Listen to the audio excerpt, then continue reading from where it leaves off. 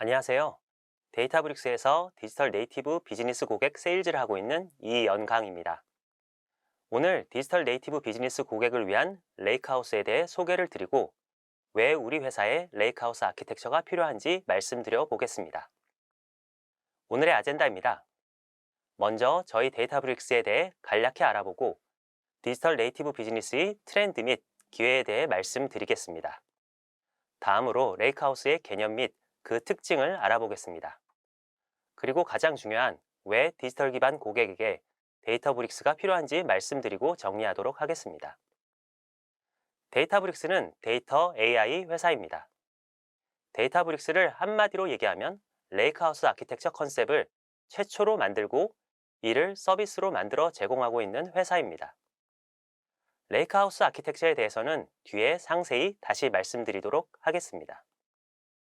데이터브릭스는 이미 데이터 업계에 잘 알려진 오픈소스인 아파치 스파크, 델타 레이크, 그리고 ML플로우의 개발 회사이자 이를 서비스에 탑재해서 제공하고 있습니다. 또한 이 서비스는 가트너 매직 쿼드런트 조사의 두 가지 데이터 영역에서 클라우드 서비스 중에서는 유일하게 리더로 선정되어 있습니다. 데이터브릭스는 2013년도에 비즈니스를 시작한 이후로 유니콘에서 포춘 500대 기업에 이르기까지 글로벌로 약 6,000개 이상의 고객사가 도입하여 사용하고 있는 서비스입니다. 제가 여러 차례 언급하고 있는 디지털 네이티브 비즈니스는 어떤 회사를 말하는 것인지 잠시 짚고 넘어가겠습니다. 디지털 네이티브 비즈니스, 줄여서 DNB 회사는 디지털 세계에서 비즈니스를 출발을 하는 회사를 주로 말합니다. 여러분의 모바일에 있는 앱을 주로 만드는 회사라고 생각하면 쉬운데요. 과거에는 주로 이커머스 회사들이 주를 이뤘으나 요즘에는 교육, 헬스, 핀테크 등 그 서비스와 플랫폼의 형태도 정말 다양합니다. 그 형태는 다양하지만 DNB 기업들은 주로 클라우드 기반으로 서비스를 빠르게 출시하고 실험하고 변화하여 고객의 만족을 높이고 있습니다. 주로 DNB 회사들은 엔지니어링 주도로 핵심 기술이 결정되며 직접 구축하고 실험하고자 하는 빌더 정신을 가지고 있습니다. 그리고 무엇보다도 시간이 생명이기 때문에 생산성을 중요시하는 의사결정을 합니다. 여기 계신 분들도 이런 특성에 있는 회사에 소속되어 계신다면 본 세션에 조금 더 귀를 기울여 주시면 좋을 것 같습니다. 지금까지 데이터브릭스는 전체 디지털 네이티브 생태계에서 많은 회사와 협력할 수 있는 행운이 있었습니다.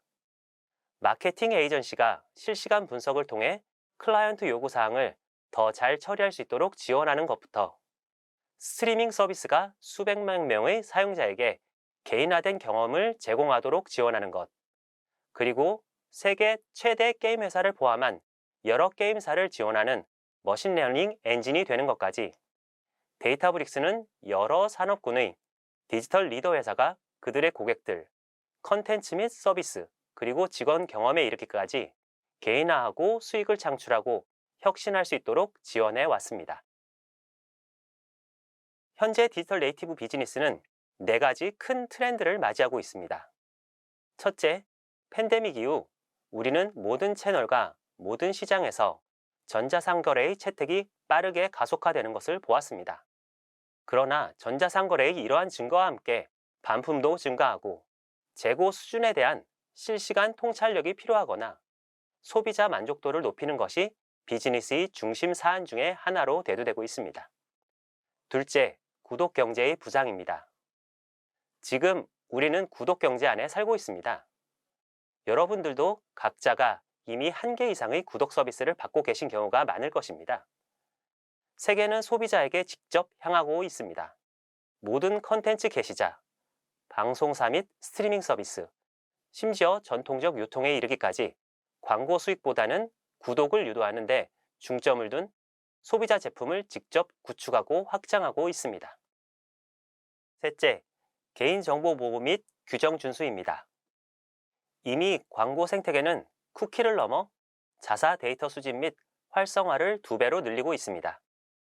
GDPR 및 CCPA와 같은 규정 준수 체제는 데이터 이니셔티브로 비즈니스를 하고 있는 기업에게는 초기부터 많은 시간과 노력을 들여서 해결해야 할 주요한 과제입니다. 마지막으로 새로운 수익 기회를 찾는 데 집중하고 있습니다. 기업은 데이터 파트너십, 이벤트 혹은 게임과 같은 새로운 비즈니스를 통한 소비자 참여를 높여서 기존 광고 수익을 대체할 수 있는 또 다른 수익 창출 기회를 찾는 것에도 중점을 두고 있습니다. 변화와 함께 기회가 있으며 데이터와 AI가 변화를 뒷받침함에 따라 디지털 네이티브 회사가 공통으로 집중하는 것을 알아보겠습니다. 첫째, 원투원 참여를 중심으로 소비자 및 직원 경험을 개인화하는 기술은 대부분의 회사에서 C레벨 수준의 관심 사항입니다. 회사에서는 이제 개인화로 사용자 충성도를 유지하며 거부감 없이 개인화된 경험에 익숙한 소비자를 만드는데 더욱 투자를 할 것으로 기대됩니다. 다음으로 보다 효과적인 수익 창출을 유도하는 능력도 핵심입니다. 데이터를 가공하는 그 자체만으로도 비즈니스가 될 수 있지만 그 데이터를 활용한다면 효과적인 의사결정을 통한 비즈니스 생산성 극대화 및 수익 창출 기회를 이룰 수 있습니다. 마지막으로 디지털 네이티브 회사는 혁신과 민첩성에 중점을 두고 있습니다. 즉, 이제 유니콘을 넘어 데이터 및 IT 리더가 된 회사에서는 민첩한 플랫폼을 확보하여 빅데이터를 통해 소비자와 직원을 위한 동정업계에서 최고의 경험을 제공하였다는 것에 모두 공감할 것입니다. 데이터브릭스는 이미 많은 고객들이 빅데이터와 AI를 비즈니스의 핵심으로 활용하여 기회를 잡고 있다는 것을 볼 수 있습니다. 여기에는 다음과 같은 업계 리더가 있습니다. 디즈니 플러스에서 데이터브릭스는 세계에서 두 번째로 큰 스트리밍 서비스를 위한 핵심 데이터 플랫폼입니다. 디즈니 플러스는 D2C 오퍼링 관련 모든 이벤트와 다운스트림, 개인화 및 소비자 라이프 사이클을 관리하여 고객 이탈을 줄이고 수익을 증대시켰습니다. 이로 인해 3,900만 달러의 수익을 가속화하였습니다. 다음으로 저희에게는 롤게임으로 유명한 라이엇 게임즈에서는 AI를 사용하여 플레이어별 콘텐츠 및 구매 추천 사항을 제공하여 고객 참여를 개선하고 고객 이탈을 줄여 5억 달러의 신규 수익을 창출하였습니다. 바이어컴 CBS는 라이브 스트리밍 이벤트에 대한 버퍼링 및 이탈을 완화하기 위해 서비스 품질 솔루션을 구축했습니다. 이로 인해 시청자 참여도가 7배 증가하고 비디오 시작 시간 지연이 약 33% 감소했습니다. 이렇게 몇몇의 선도적인 기업들은 이미 데이터와 AI를 잘 활용하여 각 산업에서 혁신을 꾀하고 있습니다. 하지만 여전히 대부분의 회사는 이와 같은 데이터 활용 효과를 보고 있지 않습니다. 우리는 회사가 얼마나 데이터 AI를 잘 활용하고 있는지를 파악하는 척도로서 데이터 AI 성숙도 그래프로 나타낼 수 있을 것입니다. 왼쪽에서부터 출발하여 우측 상단으로 갈수록 데이터와 AI를 잘 활용하고 있는 회사라고 볼 수 있습니다. 왼쪽을 보시면 우리 회사가 지금 어떻게 운영되고 있는지 파악할 수 있는데 집중을 하고 있습니다.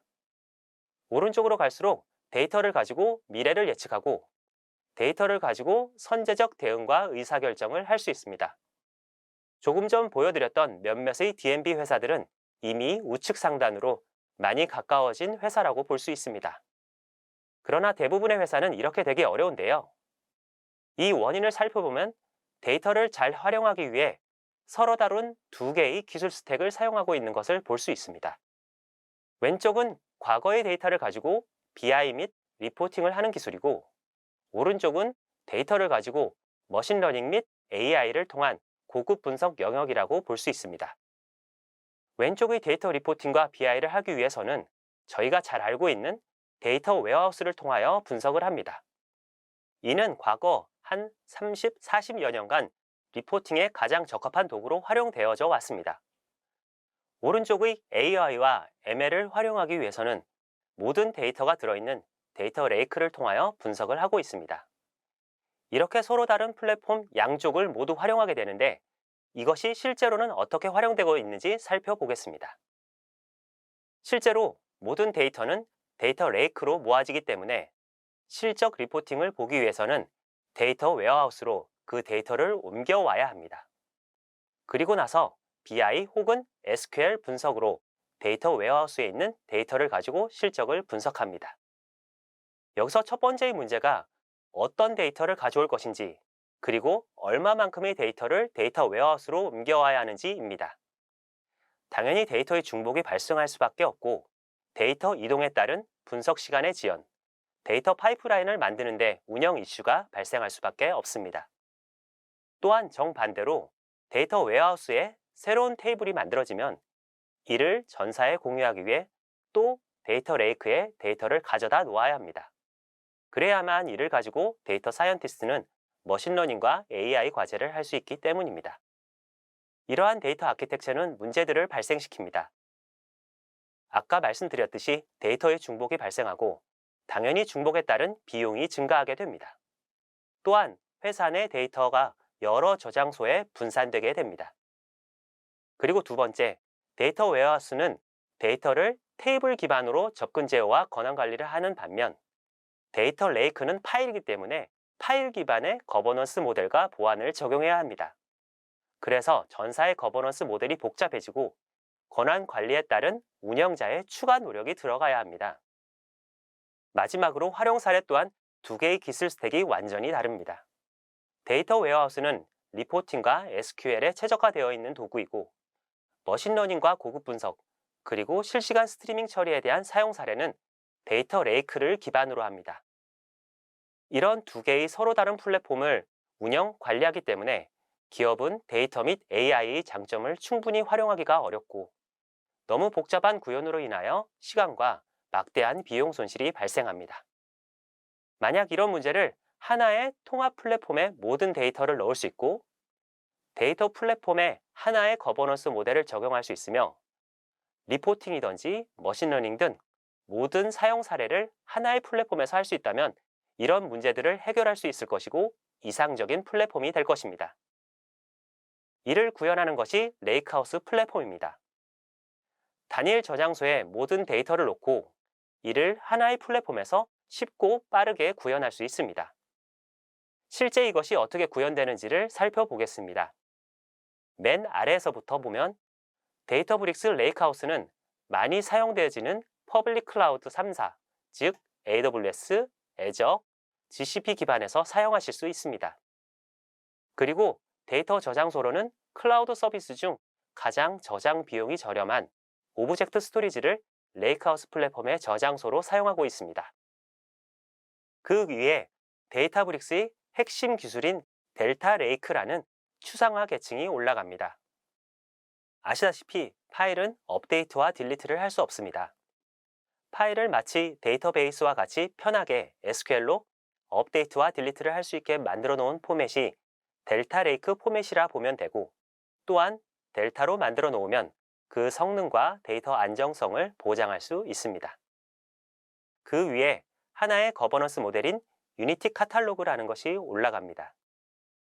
고객은 유니티 카탈로그를 통하여 전사 내 모든 유저의 권한 관리 및 데이터에 대한 접근 통제, 리니지, 감사를 할 수 있습니다. 이렇게만 되면 그 위에 고객의 모든 사용 사례, 즉 데이터 웨어하우싱, 데이터 엔지니어링, 데이터 스트리밍, 그리고 데이터 사이언스 및 머신러닝 사용 사례를 다 하실 수가 있습니다. 이런 플랫폼의 장점은 더 이상 각기 다른 여러 기술 스택을 모두 알지 않아도 되고 기업의 아키텍처가 단순해져서 관리 요소가 줄어듭니다. 또한 데이터브릭스는 어떠한 자체 데이터 파일 포맷으로 만들지 않기 때문에 다른 클라우드 네이티브 서비스에서도 활용 가능합니다. 마지막으로 여러분이 만약 멀티 클라우드 기반이시라면 동일한 사용자 경험을 제공해 드립니다. 저희 데이터브릭스는 이런 데이터 레이크 하우스 아키텍처를 가지고 모든 고객의 요구사항을 만족할 수 없다는 것을 잘 알고 있습니다. 따라서 저희 레이크하우스를 중심으로 다양한 고객의 니즈를 충족하기 위하여 다양한 ISV 회사와 협업 및 서비스를 결합시켜 놓고 있습니다. 특히 BI 회사와 협업하여 데이터브릭스 내에 BI 전용 커넥터도 만들고 저희 플랫폼 내에 파트너 커넥트라는 버튼을 클릭하시면 검증된 다양한 파트너 서비스를 단 몇 번의 클릭만으로 사용하실 수 있습니다. 그럼 왜 데이터브릭스는 특히 디지털 기반 비즈니스 회사에 필요할까요? 여기 몇 가지 이유가 있습니다. D&B 고객분들을 만나보면 가장 먼저 하시는 말씀이 고객이 이제 분석을 하고자 하는데 최초의 분석 데이터를 어디에 쌓아두고 어떤 툴로 분석할지가 첫 번째 고민이라고 말씀을 많이 하십니다. 아직 저희의 많은 고객분들도 데이터 웨어하우스를 통하여 비즈니스 매트릭과 리포팅은 보아야겠고 머신러닝을 하기 위하여 고객 데이터는 데이터 레이크에 쌓아야 한다는 것을 알기 때문에 이런 고민을 말씀하십니다. 이제 이런 고민은 더 이상 레이크하우스 아키텍처에서는 하실 필요가 없습니다. D&B 비즈니스에서 사용되는 모든 데이터를 레이크하우스는 단순화된 하나의 아키텍처로 통합합니다. 모든 소스의 데이터, 그것이 데이터베이스의 테이블이던 파일이던지 어떤 타입의 비정형 데이터이던지 혹은 ERP와 같은 비즈니스 데이터이든지 모든 종류의 데이터를 배치나 실시간으로 데이터를 수집할 수 있고 처리 및 분석할 수 있습니다. 또한 이것은 엔터프라이즈급 데이터 관리 기능으로 관리되고 매우 높은 성능을 위해 구성될 수 있습니다. 또한 활용이 중요하므로 회사 내 모든 페르소나, 즉 분석가, 현업, 관리자 등 데이터 소비자에게 동일하게 하나의 솔루션으로 제공되도록 합니다. 둘째로 실시간입니다. 모든 데이터 처리는 실시간을 추구한 지는 꽤 오래되었지만 여러분이 정말로 실시간 리포팅과 고객에게 실시간 오퍼를 하고 있는지는 살펴보아야 합니다. 과거에는 아키텍처적으로 데이터 레이크에서 데이터 웨어하우스로 데이터를 물리적으로 이동시키는 것이 시간이 발생하여 실시간이 구조적으로 어려웠습니다. 즉, 아무리 빨라야 몇십 분 혹은 몇 시간 이후의 데이터만 리포팅으로 볼 수 있었습니다. 그러나 레이크하우스 아키텍처에서는 데이터를 이동시키지 않고 데이터를 수집한 동일 오브젝트 스토리지에서 처리 및 가공하여 리포팅을 보실 수가 있습니다. 이를 저희 데이터브릭스의 특정 기능들로 말씀드리면 오토로더와 델타 라이브 테이블스가 실시간 ETL 파이프라인을 더 쉽고 빠르게 구축할 수 있도록 지원을 드리고 있습니다. 오토로더는 고객이 가장 어려워하고 처음 문제에 직면하는 스토리지에 실시간으로 들어온 데이터를 자동으로 증분 적재하는 기능을 제공합니다. 즉, 원래는 새로 도착한 데이터를 플랫폼에서 한 번만 읽어 처리하는 것을 보장하려면 복잡한 클라우드 아키텍처와 사용자 지정 처리가 필요한데 이를 오토로더 기능으로 간단하게 처리 가능합니다. 또한 시간이 지나면 소스 데이터 스키마는 언제든지 변경될 수 있어서 이를 오토로더는 스키마 변경을 자동으로 인식하고 적절하게 처리할 수 있는 기능을 제공합니다. 다음으로 저희의 신규 기능인 델타 라이브 테이블스, DLT는 고객이 가장 힘들어하는 ETL 개발 및 유지 보수를 쉽고 빠르게 구현할 수 있는 신규 ETL 프레임워크입니다. 물론 오토로더를 포함하여 실시간 수집도 활용할 수 있습니다. 고객은 DLT를 통하여 SQL과 파이썬으로 ETL 파이프라인을 선언적으로 정의하면 수행 시 그림에서 보는 바와 같이 변경 테이블 관리를 할 수 있는 UI가 자동으로 그려지게 되고 여기서 유지 보수를 쉽게 할 수 있습니다. 또한 ETL에서 중요한 데이터 품질 관리도 별도의 대시보드를 통하여 제작하여 모니터링 할 수 있습니다. 셋째로 데이터브릭스는 머신러닝, AI 구현을 빠르게 할 수 있도록 도움을 드립니다. 잘 알려진 머신러닝 CI/CD 환경인 흔히 얘기하는 MLOps 환경을 구현할 수 있는 ML플로우가 탑재되어 있는 것뿐만 아니라 SQL, R, 파이썬, 스칼라 등 여러 언어를 동시에 사용 가능하고 여러 명 협업 가능한 노트북 환경을 제공합니다. 또한 AutoML, 피처스토어 등 엔드-투-엔드 ML 풀 라이프 사이클을 위한 편한 플랫폼을 제공합니다. 한 단계 더 나아가서 데이터브릭스는 다른 곳에서는 찾아보기 어려운 데이터브릭스 솔루션 액셀러레이터스를 제공하고 있습니다. 솔루션 액셀러레이터스는 고객이 데이터 사이언스 기술을 신속하게 개발 및 배포하실 수 있도록 업계에서 자주 사용되어지는 사용 사례를 사전에 구축해 놓은 예제 모음 도구라고 보시면 됩니다. 고객은 데이터 머신러닝 및 AI를 하실 때 다양한 어려움에 직면하게 됩니다. 데이터 사이언티스트가 부족하고 그 기술력도 부족할 때가 많습니다. 또한 ML 문제를 풀기 위해서는 비즈니스 도메인 지식이 필요한데 이 또한 장벽이 됩니다. 또한 정말 중요하게 기업은 하나하나를 실험할 시간적 낭비를 하고 싶어 하지 않습니다. 데이터브릭스는 이를 해결하기 위해 업계에서 자주 사용되는 분석 과제를 바로 테스트 해보실 수 있도록 이미 코드를 작성해서 노트북 형태로 제공합니다. 고객은 고객의 데이터와 프로세스로 이를 노트북으로 바로 테스트 해보실 수 있습니다.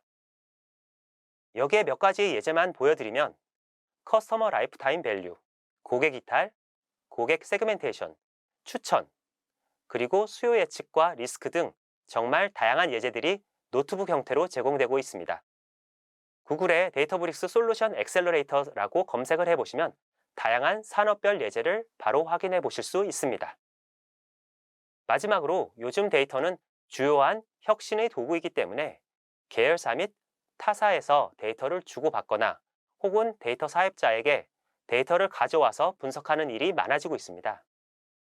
데이터 생태계에서 데이터를 공유하는 다양한 기술이 존재하지만 자체적으로 구축하려면 기술이 복잡해지고 서드파티 솔루션을 구매한다면 데이터를 주고받는 양쪽의 당사자가 동일한 솔루션을 가지고 있어야 하는 불합리한 점이 발생합니다.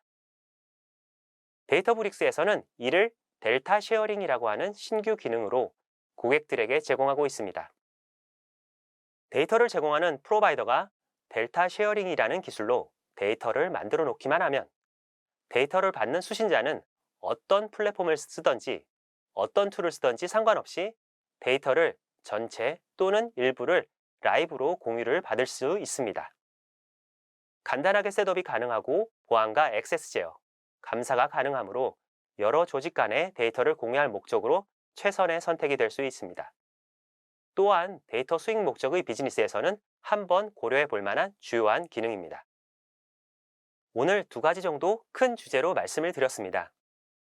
데이터브릭스의 레이크하우스 플랫폼은 무엇인지, 어떤 문제를 해결하기 위해 고안된 솔루션인지 말씀을 드렸습니다. 또한 지금 여러분의 기업에서는 왜 이런 플랫폼이 필요한지 4가지 관점에서 말씀을 드렸습니다. 모든 유형의 데이터를 가장 저렴하게 처리 가능한 플랫폼이 필요하고 실시간 그리고 AI와 머신러닝을 쉽게 구현할 수 있는 플랫폼이 필요합니다. 마지막으로 주요 자산인 데이터를 쉽게 공유할 수 있는 방안도 있는 플랫폼을 말씀드렸습니다. 여러분은 이제 클라우드로 쉽게 데이터브릭스 서비스를 시작하실 수 있습니다. 저희는 고객분들이 저희 서비스를 적용하실 수 있도록 다양한 방안을 제공드립니다. 고객이 직접 다양한 러닝 소스를 통하여 학습하시는 것도 중요합니다. 그리고 고객이 외부 지원을 받고자 할 때는 저희의 검증된 파트너, 그리고 데이터브릭스의 프로페셔널 서비스 인력을 통하여 구현에 도움을 드릴 수가 있습니다. 지금 여러분은 지금까지 데이터 분석이 없었던 것은 아니기 때문에 다양한 형태로 이미 데이터가 존재할 것입니다. 데이터 분석의 트렌드는 데이터 웨어하우스를 거쳐 데이터 레이크의 시대로 이미 도래되었고 이제 레이크하우스의 시대로 접어들었습니다. 가장 비용 효율적으로 모든 사용 사례를 쉽게 적용할 수 있는 방안으로 접근하시는 것이 처음부터 실험 비용을 줄이는 길이라고 생각합니다. 뉴 노멀이 되고 있는 레이크하우스는 이제 여러분의 기업에서 활용하실 수 있는 도구입니다. 저희 데이터브릭스를 더 잘 이해하실 수 있도록 1년의 가장 큰 행사인 데이터 AI 서밋이 6월 말에 개최됩니다. 많은 관심과 참여 부탁드리겠습니다. 그럼 이상으로 디지털 네이티브 비즈니스 기업을 위한 레이크하우스 발표를 모두 마치겠습니다. 장시간 경청해주신 여러분들께 감사드리겠습니다. 지금까지 데이터브릭스의 이연강이었습니다. 감사합니다.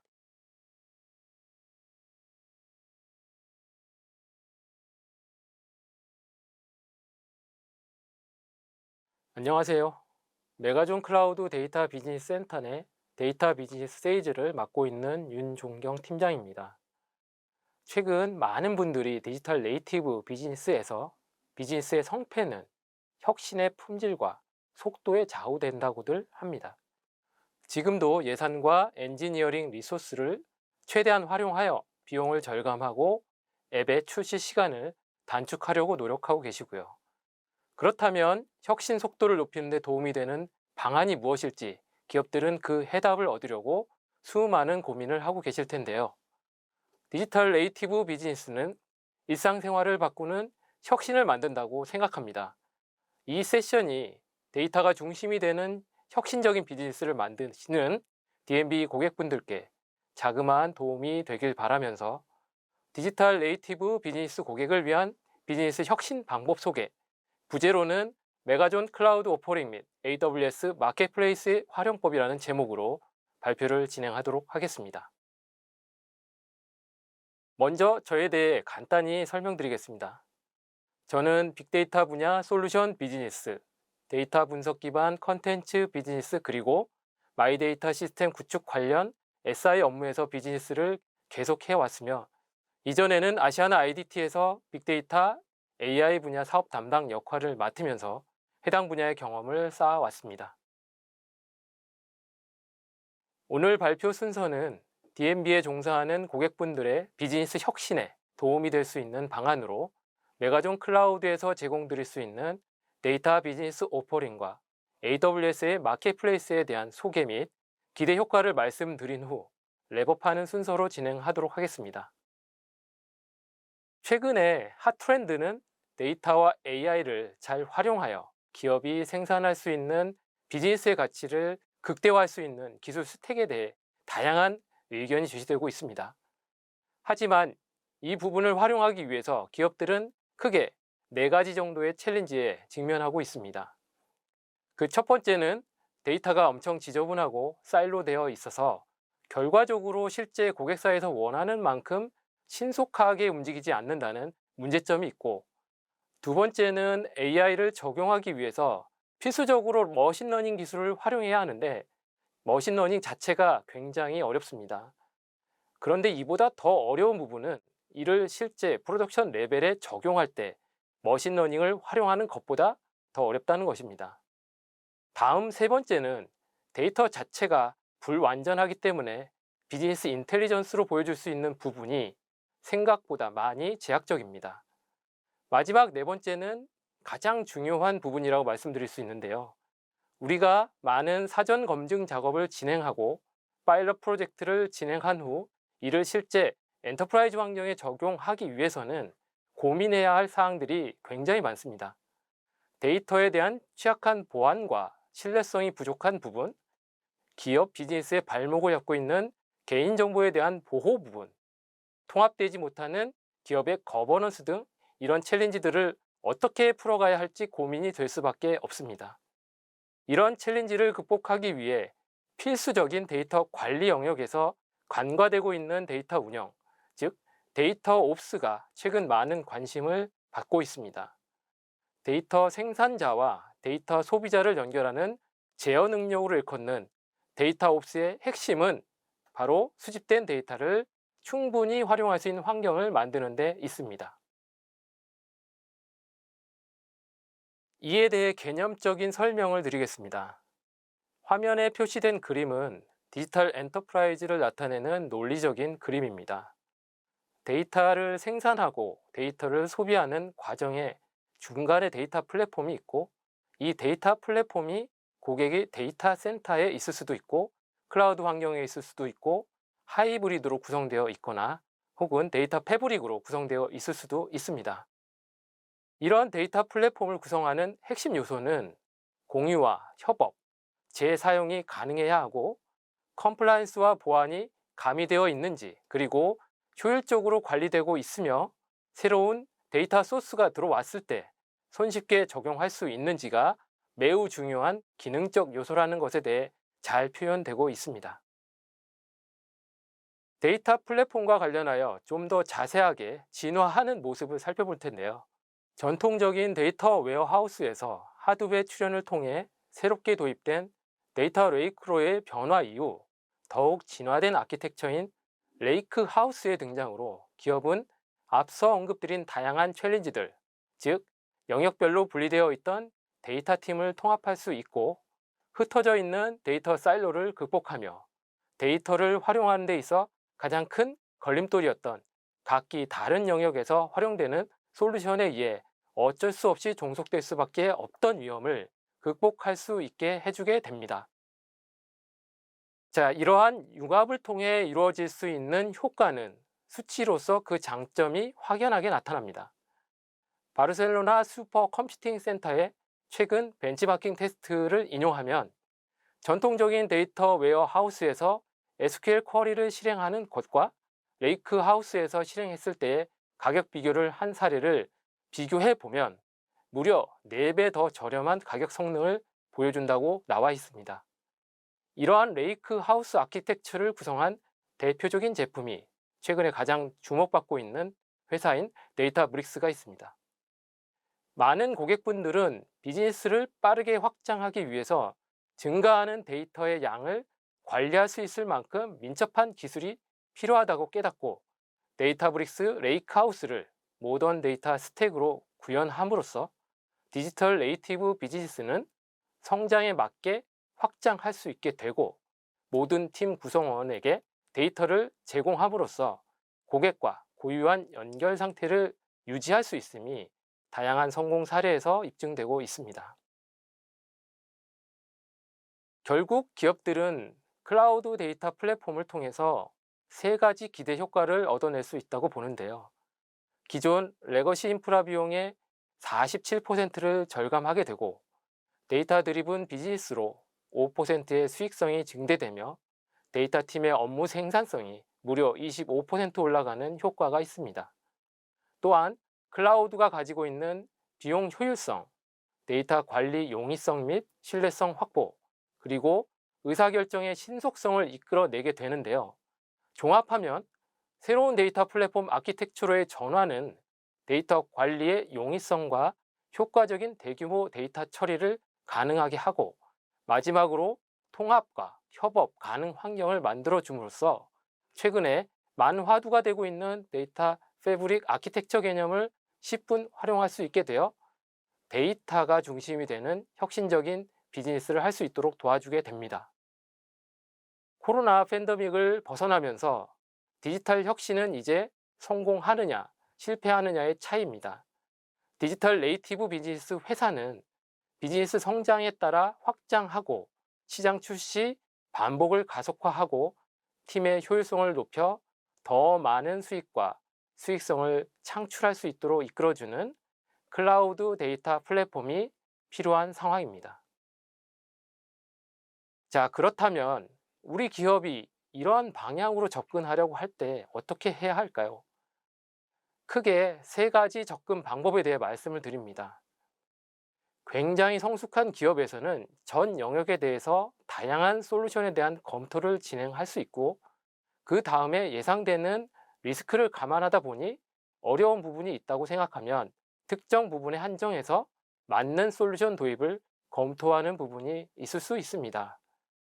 그 다음으로 효율적인 방법을 우선적으로 채택하는 기업의 경우 투자에 대한 가시성이 있는 효과를 보기 위해서 비즈니스 코어와 연계된 부분을 고려해서 적용하는 부분이 있을 수 있습니다.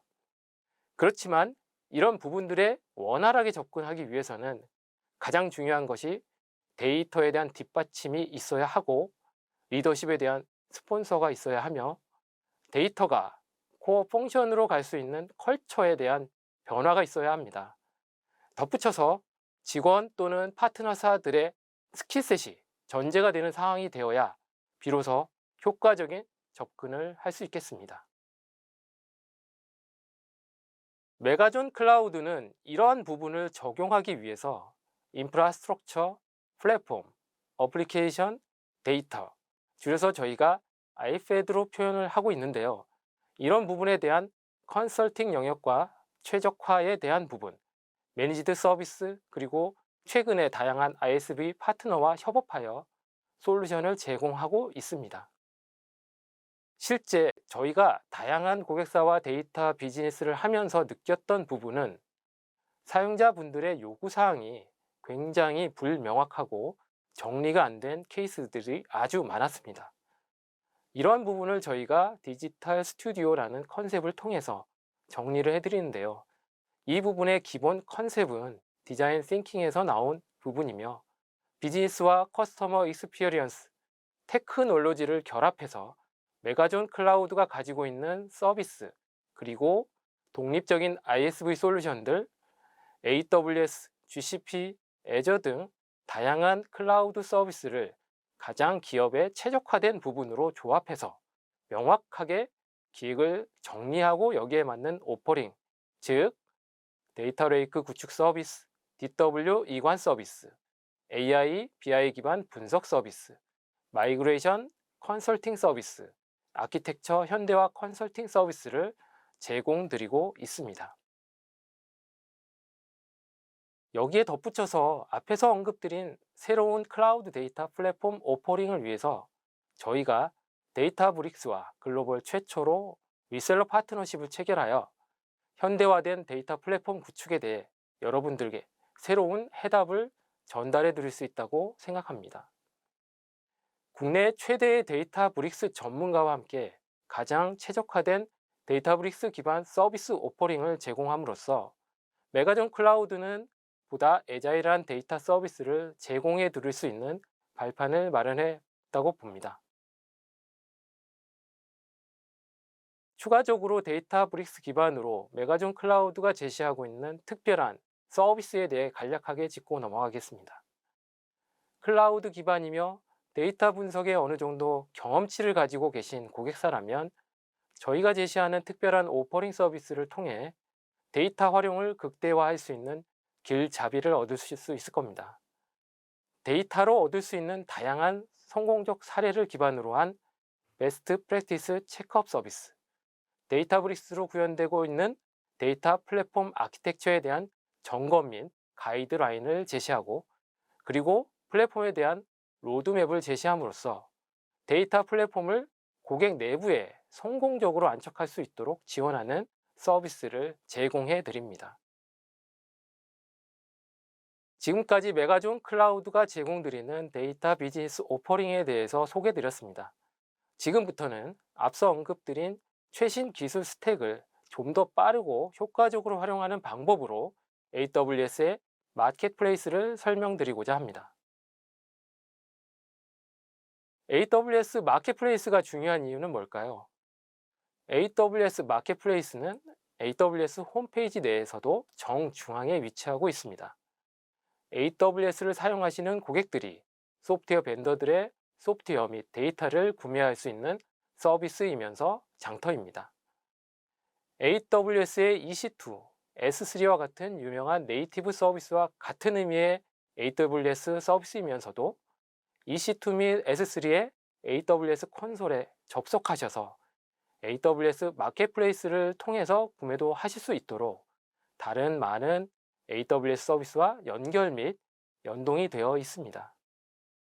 AWS 마켓플레이스는 올해 10주년이 되었고 미국에서부터 시작하여 유럽까지 성공적으로 고객의 클라우드 여정을 지원하고 있고 활성화되어 있습니다. 2년 전부터 아시아 고객들에게도 소개드리고 있으며 한국은 작년 7월부터 상세 페이지도 업데이트하고 본격적으로 서비스를 소개하고 있습니다. 이제 AWS 마켓플레이스의 정의를 내려봅니다. AWS 마켓플레이스는 고객분들께 제품을 개발하거나 비즈니스를 운영하는 데 필요한 소프트웨어 데이터를 쉽게 검색하고 구매하여 쉽게 사용할 수 있도록 하는 지속적으로 성장하고 있는 온라인 스토어입니다. 아마존의 플라이휠 모델과 같이 AWS 마켓플레이스의 플라이휠 모델도 존재하는데요. 매월 32만 5천 명 고객분들이 200만 건 이상의 실질적인 워크로드를 AWS 마켓플레이스에서 구매하여 설치하여 사용하고 계십니다. 이러한 고객의 활동으로 인해 더욱더 많은 우수한 ISV 셀러들이 제품을 AWS 마켓플레이스에 등록하여 판매를 늘리고 있습니다. AWS는 ISV 파트너 및 서비스 파트너들과 같이 AWS 마켓플레이스를 소프트웨어 판매의 기본 루트로 만드는 정책을 세우고 마켓플레이스 퍼스트 세일즈 모션을 함께 하고 있습니다. 한마디로 AWS 마켓플레이스에서 활동하는 고객, 즉 구매자, 그리고 판매자, 파트너 모두에게 윈윈이 되는 장터입니다. 다음은 AWS 마켓플레이스를 통해 구매하는 방식은 어떤 게 있을지 살펴보도록 하겠습니다. AWS 마켓플레이스에 있는 제품은 AMI, SaaS 등 다양한 형태의 소프트웨어와 데이터로 구성되어 있습니다. 이러한 제품을 구매하는 방법은 왼쪽과 같이 AWS 마켓플레이스에서 필요한 소프트웨어를 검색하셔서 노출된 가격 그대로 구매하시는 셀프 서비스 방식과 판매자인 ISV와 내고를 통해서 해당 고객만이 볼 수 있는 할인된 가격에 구매할 수 있는 프라이빗 오퍼 방법이 있습니다. 프라이빗 오퍼는 고객이 신뢰할 수 있으며 고객의 클라우드 파트너인 메가존을 통해서 모든 마켓플레이스에 있는 소프트웨어와 데이터를 구매하실 수 있습니다. 이 방법을 CPPO, 즉 컨설팅 파트너 프라이빗 오퍼라고 부릅니다. 필요하신 소프트웨어가 있다면 저희 메가존 클라우드에 연락을 주시면 됩니다. 특히 AWS와 EDP 계약이 되어 있는 고객은 AWS 마켓플레이스에서 구매하신 비용 100%를 EDP 내에서 차감 적용이 됩니다. 그렇다면 기업들은 AWS 마켓플레이스를 통해서 어떠한 도움을 받을 수 있는 걸까요? AWS 마켓플레이스는 다음과 같은 4가지 측면에서 고객의 클라우드 여정과 사업의 경쟁력에 기여합니다. 첫째로 사업과 제품 개발의 스피드 및 애자일리티를 강화하는 데 도움이 됩니다. 빠르게 필요한 소프트웨어를 구매하여 테스트해보고 설치하여 필요한 역량을 확보할 수 있습니다. 둘째로 소프트웨어 구매 절차 및 업무의 효율화, 소프트웨어 업체 풀 관리 및 표준화된 계약서, 프로세스를 만드실 수 있습니다. 셋째로 고객사가 보유한 소프트웨어 라이센스의 사용량, 사용 현황 등 소프트웨어 자산의 관리를 강화할 수 있습니다. 마지막 4번째로 AWS 비용과 통합 빌링됨으로 다양한 ISV 각 계약건마다 관리할 필요 없이 빌링 관련 업무의 편리함과 효율성을 확보할 수 있습니다. 이렇게 고객뿐만 아니라 ISV 그리고 파트너분들 모두에게 다양한 베네핏이 존재하므로 현재 클라우드를 사용하고 계시고, 예를 들어 클라우드상에서 오늘 말씀드린 클라우드 데이터 플랫폼인 데이터브릭스 또는 다양한 ISV 소프트웨어를 구매하시고자 한다면 저희 메가존 클라우드를 통하여 AWS 마켓플레이스에서 구매하시는 것을 추천드립니다. 마켓플레이스를 활용함으로써 클라우드에 대한 활용도와 신기술 도입의 기회 증대가 가능하기 때문에 고객과 함께 윈윈하는 기회를 얻을 수 있을 것으로 기대합니다.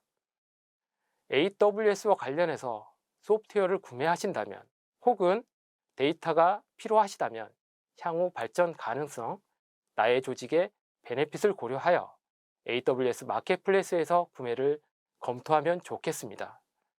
즉, AWS 마켓플레이스는 고객의 입장에서 쉽고 빠르게 검증된 솔루션을 사용할 수 있는 공간이 되기 때문입니다.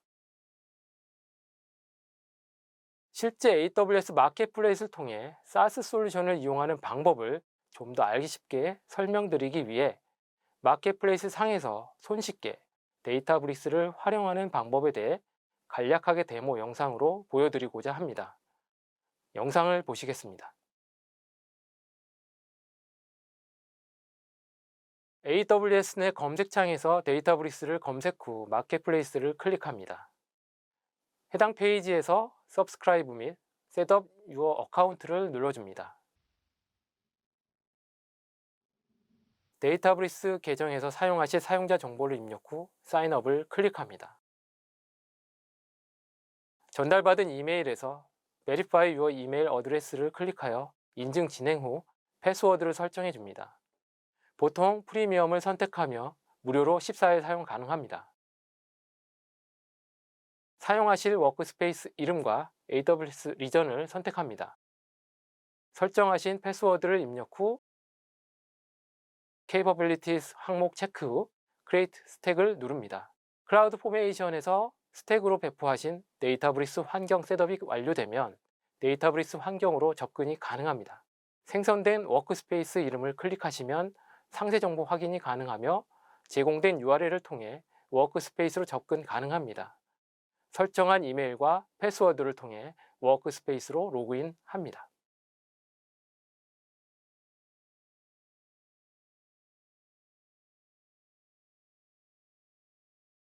지금까지 메가존 클라우드가 제공하는 데이터 비즈니스 오퍼링 소개와 AWS 마켓플레이스에 대한 설명을 통해 디지털 네이티브 비즈니스의 혁신에 가속도를 낼 수 있는 방법에 대해 살펴보았습니다.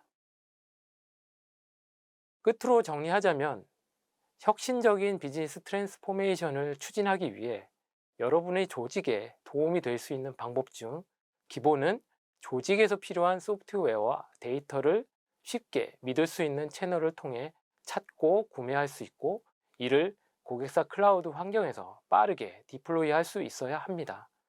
또한 어떤 소프트웨어를 현업부서에서 사용하고 있는지, 라이선스를 효과적으로 활용하고 있는지를 확인할 수 있어야 합니다.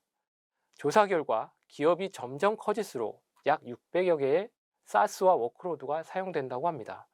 또한 약 70%의 실제 니즈와 예산이 현업부서, 즉 라인 오브 비즈니스에서 나온다고 합니다. 그래서 점점 사스의 손쉬운 도입이 본질적인 사업의 속도를 높이는 데 크게 도움이 될 것입니다. 기업의 코어 서비스를 개발하기 위해 필요한 다양한 부가적인 서비스를 대표적인 사스 데이터 플랫폼인 데이터브릭스를 활용해서 구축하시는 것이 훨씬 더 비용적으로나 시간적으로나 그리고 기술적으로도 앞선 서비스를 구축할 수 있다고 조언드리고 싶습니다. 비즈니스 혁신의 핵심인 데이터 분석 및 AI를 통한 장기적인 성공의 토대를 마련하기 위해 레이크하우스 생태계에 힘을 실어줌으로써 확장 가능한 AI 및 분석의 미래를 향한 여정을 지금부터 시작하시죠. 제 발표 이후에는 저희 데이터브릭스가 실제 어떻게 구현되어 있는지, 그리고 간단하게 어떻게 사용할 수 있는지를 보여줄 수 있는 데모를 준비하였습니다. 데모를 통하여 조금이나마 이해하시는 데 도움이 되셨으면 좋겠습니다. 감사합니다. 지금까지 메가존 클라우드의 윤종경이었습니다.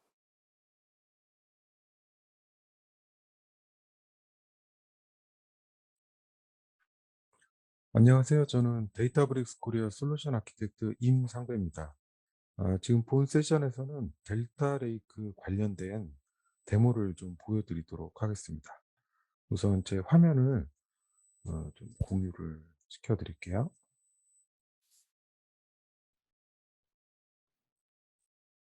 지금 보시는 화면이 데이터브릭스를 로그인한 이후에 보실 수 있는 화면이고요. 여기 보시면 저는 제 회사 계정으로 싱글 사인온으로 로그인을 했고요. 우리가 데이터 처리할 때 제일 먼저 필요한 게 컴퓨팅 자원이고, 두 번째가 데이터가 되겠죠. 그래서 컴퓨팅 자원 쪽을 좀 보도록 하겠습니다. 컴퓨터 쪽을 보시면 클러스터를 만들어낼 수 있는 그런 메뉴들이 있고요. 지금 저는 상배 데모라는 클러스터를 이미 만들어 놨습니다. 지금 보시면은 런타임은 9.0을 쓰고 있고 3.1.2 스팍 버전 기준입니다. 최신 버전은 3.2 버전이고요. 터미네이트 되는 조건은 제가 2시간으로 되어 있습니다만, 에디트해서 최신 버전으로 바꾸실 수도 있고, 저희 포톤 이네이블 된 버전을 쓰시는 것도 있고요. 시간을 뭐 30분 있다가 비용적인 이슈로 중지해라 이렇게 하실 수도 있고, 워커를 줄이시거나 늘리실 수도 있습니다. 이런 식으로 수정을 하시면 되고, 신규로 생성하시겠다라고 하면 컴퓨터에서 크리에이트 클러스터 해서 제가 메가 좀 데모 클러스터 이렇게 하고 런타임 선택하고 이렇게 지정을 하시면 됩니다. 그리고 오늘 우리가 살펴볼 내용들은 델타 레이크 관련된 내용이기 때문에 ML 관련 특화된 대화형 노트북이나 SQL에 특화된 노트북은 오늘은 살펴보지는 않겠습니다. 노트북으로 좀 돌아가 보도록 하겠습니다. 노트북을 쓰실 때는 워크스페이스에서 저는 지금 제 계정 있는 데서 델타 레이크에서 제가 델타 레이크 데모를 관련된 걸 하겠다라고 노트북 만들어 놓은 거를 설명을 드릴 거고요. 우선 노트북이 들어오면 메인으로 쓰는 랭귀지를 저는 지금 파이썬으로 만들어 놨습니다. 그리고 여기 위젯이라고 되어 있는 걸 보시면 간단하게 입력 같은 조건을 파라미터 값을 받기 위한 그런 작업들을 하실 수도 있고요. 저는 지금 파일을 갖다 놓고 작업을 수행을 할 거고요. 간단하게 좀 설명을 드리면 델타 레이크에서 데이터 처리하는 방법은 브론즈, 실버, 골드라는 메달리언 컨셉을 패러다임을 가지고 있습니다. 그래서 로 데이터가 데이터 레이크에 담기고 이 담긴 브론즈 테이블 로 데이터를 정제해서 실버 테이블로 만들고 최종적인 형태인 데이터 마트 형태인 골드 테이블까지 가는 그런 구조로 진행되는 게 일반적인 레이크하우스 안에서 데이터를 처리하는 베스트 프랙티스입니다. 우선 파일을 좀 보도록 할까요? 인풋 파일을 보시면 제가 지금 770메가짜리 히스토리컬한 IoT 데이터가 있고요. 그 뒤에 이제 나중에 백피럴 보충 데이터가 굉장히 작은 게 하나 이렇게 제가 파일 두 개를 쓰도록 하겠습니다. 이번 예에서는. 그 지금 보시는 것처럼 첫 번째 770메가짜리 파일을 읽도록 하겠습니다. 770메가짜리 파일을 데이터 프레임으로 읽어서 CSV 파일 읽어서 보면 지금 보시는 것처럼 이런 식으로 데이터가 구성되어 있고요. 과거 데이터, 백피럴 데이터, 나중에 이거를 병합하도록 해서 머지문으로 병합을 할 건데 얘도 한번 읽어보겠습니다. 읽어서 보시면 동일하게 되어 있죠. 지금 이제 데이터 프레임으로 읽었는데 이거를 SQL 처리를 위해서 데이터 프레임 상에 임시 뷰를 생성하도록 하겠습니다. 그래서 두 개의 데이터 프레임을 가지고 두 개의 임시적인 뷰를 만들어 놓고요. 자, 지금부터는 실제 델타 테이블을 만들 수가 있습니다.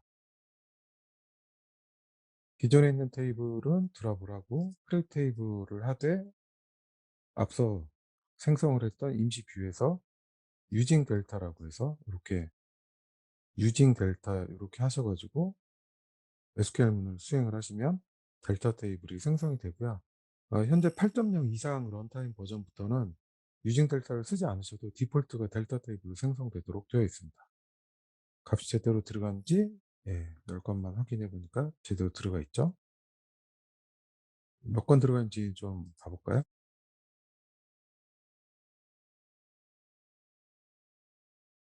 네, 지금 보시면 624만 건이 들어가 있는 것을 확인하실 수가 있습니다. 간단하게 차팅 같은 것도 해보실 수가 있고요. 보충할 데이터는 지금 현재 제가 100건만 넣어놨습니다. 자, 지금 우리가 로 데이터로 가져온 브론즈 테이블이 문제가 있습니다. 첫 번째는 백필 데이터 뒤에 나중에 보충 데이터가 있어서 이거를 머지를 시켜야 돼요. 키값이 같은 게 있으면 업데이트 시키고 키값 같은 게 없다라고 하면 신규 데이터이기 때문에 새로 인서트를 쳐야 되고요. 두 번째는 이 시스템 자체가 IoT 데이터인데 굉장히 여러 가지 오류가 발생을 하면 무조건 99.99라는 값이 전송되도록 그렇게 세팅되어 있습니다, 시스템이. 그래서 이 두 가지를 분석과 관점에서 처리를 해야 되기 때문에 데이터를 좀 전처리를 해보도록 하겠습니다. 우선 전처리가 돼서 내가 쓸만한 테이블로 만들어 놓은 거를 실버 테이블이고요. 그럼 실버 테이블을 만드는 과정을 좀 보도록 하겠습니다. 첫 번째로 우선은 브론즈 테이블에 있는 데이터는 그대로 가져와야겠죠. 그래서 제가 실버 테이블로 델타 테이블을 하나 만들어 놓고요. 앞서 그 백필 데이터 100건 들어가 있는 것 중에 같은 값이면 업데이트 치고 신규 데이터면 인서트 쳐야 되는 항목을 지금 보시는 것처럼 머지문을 통해서 수행을 합니다. 이게 굉장히 신기한 거죠. 어떻게 보면은 오브젝트 스토리지에서는 이런 기능을 제공하지는 않는데 오브젝트 스토리지 상에 델타 레이크라는 컴포넌트를 올려놨기 때문에 이런 작업들을 하실 수가 있습니다. 그래서 머지 인툴에서 업소트 작업하시거나 뭐 업데이트 딜리트 같은 작업 모두 지원합니다. 지금 돌려보니까 이제 100건이 수행이 됐고요.